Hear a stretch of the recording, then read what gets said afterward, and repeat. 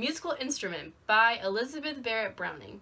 What was he doing, the great god Pan, down in the reeds by the river, spreading ruin and scattering ban, splashing and paddling with hoofs of a goat, and breaking the golden lilies afloat, with the dragonfly on the river?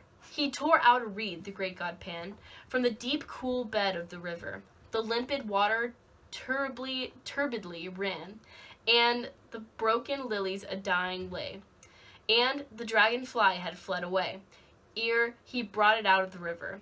High on the shore sate the great god Pan, while turbidly flowed the river, and hacked and hewed as a great god can, with his hard bleak steel at the patient reed, till there was not a sign of a leaf indeed, to prove it fresh from the river. He cut it short, did the great god Pan, how tall it stood in the river, then drew the pith, like the heart of a man, steadily from the outside ring, and notched the poor dry empty thing, and holes as he sate by the river.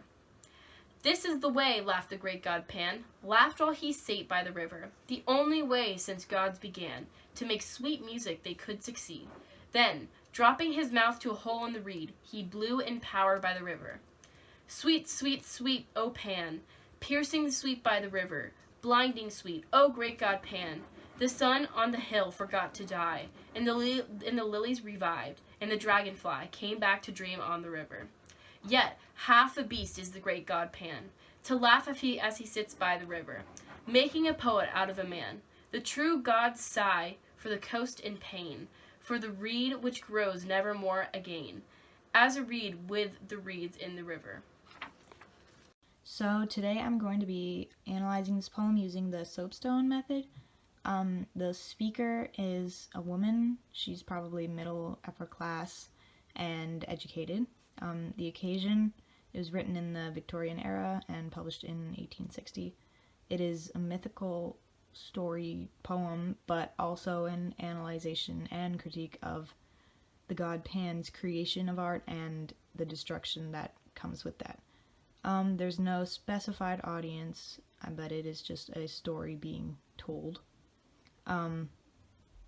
The purpose is to analyze the behavior and actions of Pan, who is the god of rustic music, who's half man and half goat. The message is beautiful music can be created by nature, but that comes with a cost. That cost being having to destroy the reed to make the flute. The subject, there are multiple subjects: Pan, music, the destruction of nature.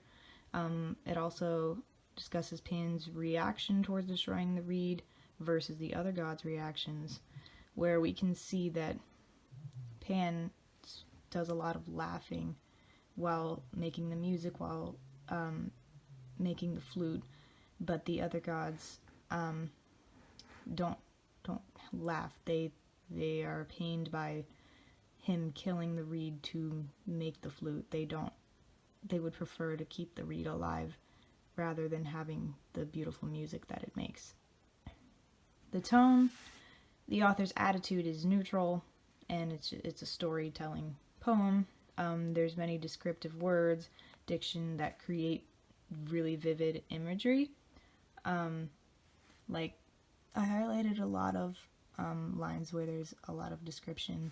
Like up here, it's splashing, paddling, breaking the golden lilies, the deep cool bed of the rivers, the limpid water turbidly ran, and the broken lilies a dying lay.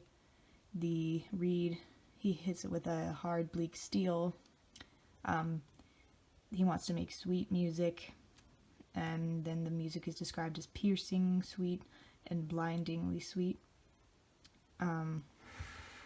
And also it creates an earnest yet whimsical tone, because it is a mythical poem, but it is spoken with a serious point of view as well. And there's a use of a simile in this stanza. Then drew the pith like the heart of a man, when describing how he's creating the flute from the reed.